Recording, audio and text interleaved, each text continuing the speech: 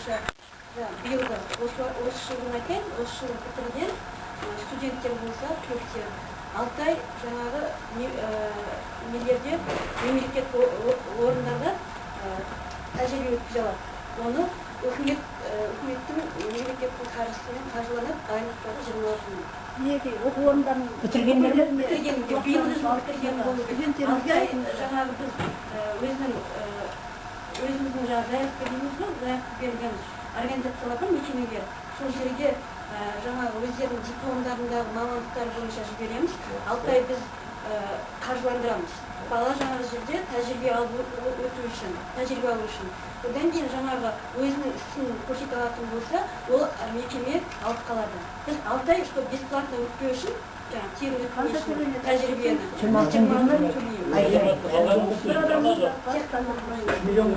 ол үшін тағы да жаңағы тіркеуге пропискаға кетіп келеміз. Ол жаңа әр район, мысалы, әр ауданда, Бостандық ауданы болса, Бостандық ауданы жұмыспен қамту бөліміне жаңағы қарау керек. Алмалы ауданы болса, қай ауданда тіркеуге тұр, сол ауданның жұмыспен қамту бөліміне баруларына болады. Мен Ленинстан бітірді, студент. Бітірді дейсіне, сосын жібереміз. Жібергенде оның сашына жатақханадан тіркеуден шығып кетті. Одан кейін оның тұратын жері қалай болады, несі қалай болады оған. Енді сол бізде де қалай, жаңа ереже бойынша, заң бойынша, положение бойынша ол ауданда бізге тұрақты болмаса да, сол бізге келген уақытта бұл әкімшілікті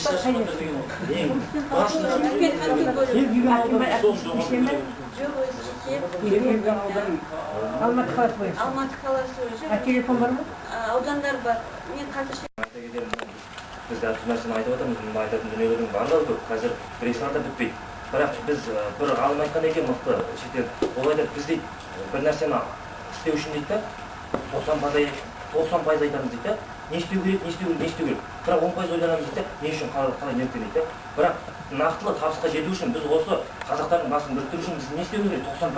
90% нелікте, не үшін, қай жерде қандай мәселе бар, оны қалай шешу керек, оған содан кейін біз оның барлығын тиянақты істеп алып, содан біз не істеу керек деген 10% ойлансақ қана жететін сияқты. Бірақ енді осының 10%-ын біз 90% қалай ойланамыз? Ең бірінші бізге жаңағы айтқан сияқты бізге нақтылы біздің барлық халықарада жоқ. Бізде тек қана Қазақстанда, ол Қазақстанда қалай нақтылы біз даму стратегиясына байланысты біздің Қазақстан нақтылы оралмандарды әкелу нақтылы заңы бізде ғана бар. Бірақ біз осының заң болу үшін қалай жасауымыз керек? Нақтылы шетелдегі қазақтарды, қоныс аударған қазақтардың шетелдегі қазақтар Қазақстанға әкелу нақтылы министрлікке оны орган қосады. Біз енді орган құру арқылы ол не істейді? Оны әр салаға бөлсек. Мысалы біреуі сол саланың қай жерінде қандай мәселелер бар. Бірақ біз сол министрлікті құрмастан бұрын қаншама қаржыны тепке кетіріп жатырмыз. Өндірген еш шарамыз жоқ. Бірақ көші-қон тоқтады. Енді осыны біз бірінші зерттеу орталығымызда, оның ішіне зерттеу орталық біз әрқандай мәселе қалай, ол шетелден қалай, мысалы шақырту қалай ол визасын жасайды, қалай келеді, қалай тұрады, тұрақты тіркеу қалай тұрады, оның барлық кеңістіктен тек қана қазақтар арнайы зерттеу орталығымызда. Енді келесі жағдайда және бейімдеу орталығымызда. Бейімдеу орталық олар не істейді? Қазақ тілін нақтылы осы біздің кредитсіде жаза алмайтындарға жаңаға нақтылы жаңа біз несін шығарсақ. Ол орталық қалай болады? Оны жаңағы біздің тілді үйрету, мысалы біздің олар шекарадан бірінші өте қалғанда қай-қайсы органға бару керек. Алматыда қандай орган бар? Сіз қалай одан ебілткен аласыз? Одан қалай ала аласыз? Қалай нені жасау керек? Бірінші шекарадан өте қалғанда қолдан ұстатын бір жаққа қарыз болса.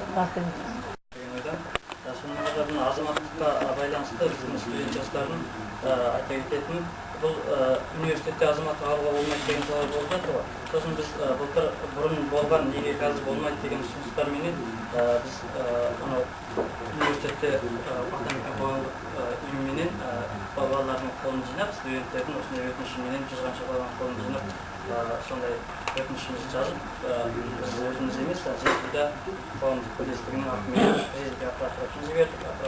Сосын парламентке жібердік. Сосын депутат ағамызға да кезігіп сол қолына келді. Барды бірталай уақыт болды одан бері. Әлі күнге дейін ешқандай нақтылы шешім жоқ бізге келді. біз енді ол қоғамдық ұйымдардың атынан берген жұмыстар болғандықтан мүмкін шешім келмей жатқан шығар. Не сұрадыңыз? Осы азаматтықты біз университетте азаматтық алсақ деген жастар. Енді соны сіздерге айта кететін әкімшілік атынан сіздер ұсыныстар қойсаңыз мүмкін жақсы болады деген ойдамын.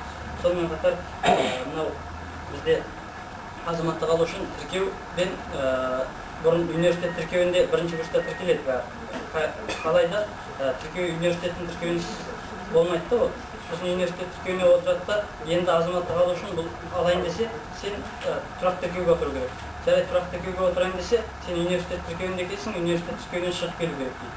Ал енді университет тіркеуінен шығарайын десе, сен университет тіркеуінен шығуға болмайды дейді. Сені болмайды, сені шығу визасымен Қытайға шығарамыз. Сен Қытайға шығу визасымен Қытайға барасың да, Қытайдан қайтадан бері қарай басқа визамен келесің дейді. Басқа визамен келесің да, почта визасымен. Сосын университетке тіркелмей, басқа жаққа барып, сосын тіркеуге тұрасың. Ол университетте оқып жатқан студенттердің арасында ол мүмкін емес, ондай жағдай болмайды деген сөз. Ал енді соны шешудің тағы бір жолдарын айта кетейін. Мен өз басым болып, мен олай мүмкіндігім болмады. Өйткені мен Қытайға барғымда қазіргі оқуым осы жақта, ол жаққа барып уақытымда келе алмаймын, сабағым бар. Сондықтан бір танысым болып, 20 мың теңгеге айтты, сен бер деді. Бер, мен сен азаматтыққа тапсырып беремін деді. Жарайды, тіркеуден де шығартқан жоқ, 20 мың теңгені бердім, алдым. Мені білмейді, мен қазақпын бірақ. Мен жаңа айтып жатыр, қазақ екенін анықтау керек дейді. Бірақ мені ешкім... Енді қызып жатқан сияқты, оранан бәрімізде уақытымыз тығыз. Сондықтан бұл бұндай шаруалар керек деп ойлаймын. Жаңа әбет қызды тағы да бір осындай ұйымдастырасыз ба деп. Енді жиынға енді құр болып келген жоқпын енді. Мында бір біз кітап шығардық. Осы кітапты бермес бұрын мен бір ұсыныс айтайын деп отырмын. Енді көптеген мәселелер айтылып отыр. Проблема көп екен, мен де білмейтін мәселелер көп екен. Сондықтан Марат ағамыз митингке шақырып отыр ғой. Енді ол енді айғайдың жол, енді өркениеттік тағы да басқа жол бар. Ол меніңше мынау Дүниежүзі қазақтар қауымдастығы бастамасымен рұқсат етілген митингіге үлкен республикалық деңгейде қоғамдық тыңдау өткізу керек.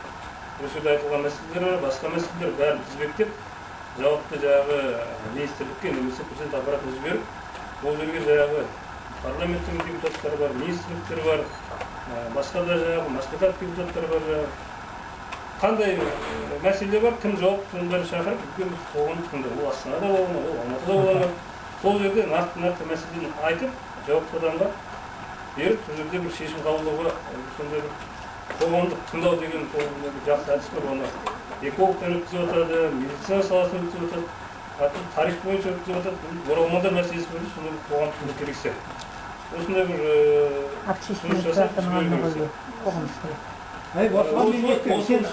айтып қалдым ғой. Осы мәселені біз жаңағы қауымдастықтың атынан тиісті органға қайда жіберуімізді айтпаймыз. Бірақ ол біз қозғалатын ең басты біздің айтқанымыз көш тоқтауға айналып жатыр. Ең көш тоқтауға айналып жатыр. Соған байланысты тиісті органдарда Құдай қаласа өзің айтып қалдың, болашақта сондай үлкен дәрежеде өткіземіз деп отырмыз. Ең басты бұны екі әңгімесі бар. Біріншісі осы көшті тоқтатудың, қайтадан көтерудің жолдары, екінші көшті дұрыстау, насихаттау, үшінші көшті мен осында жаңағы тыңдап отырмын. Вообще көш туралы ештеңе білмейтін адамдар сөйлеп жатыр. Вообще хабар жоқ адамдар сөйлеп жатыр. Ондай емес, ең үлкен мына біз жастарға жол беруіміз керек. Сендер жаңа айтып жатсың, ақшаң сен алдымен ананы қылмау үшін блок жасадың, неге кіруің керек? Әртүрлі жерден иншалла біздің айтып отқанымыз біздің жасымыз келді. Үлкендер жолды мынау жастарды шығарып, көшті көтеру үшін осылай. Сондықтан жаңа сенің айтқаның иншалла ол бізде бастап Иә, соны ертерек қолға алсақ. Енді мынадай бір бәріміз білеміз, Алматы тәуелсіздіктің алтын бесігі, тәуелсіздіктің осы жерде қабылданды. Алматы бәріміз сөйтіп алған, сондықтан Алматы тәуелсіздіктің алтын бесігі деген кітап бүгін ғана қолға тиді. Бірінші ретінде осында әкеліп тұрмыз. Сондықтан енді бесеуін алып келе алдым. Сондықтан осында үлкен кісілерге бір-бірінен табыс етуге рұқсат етіңіздер. Қалғандары егер қаласаңыздар менде бар, келіп алуға болады. ішінде тәуелсіздік декларациясы бар ма текст? Сол жерде қазақ мәселесі, оралман мәселесі өте жақсы жазылған. Қазір соның бәрі жоқ. Ондай кітаптар әлі де шығады әлі. Сондықтан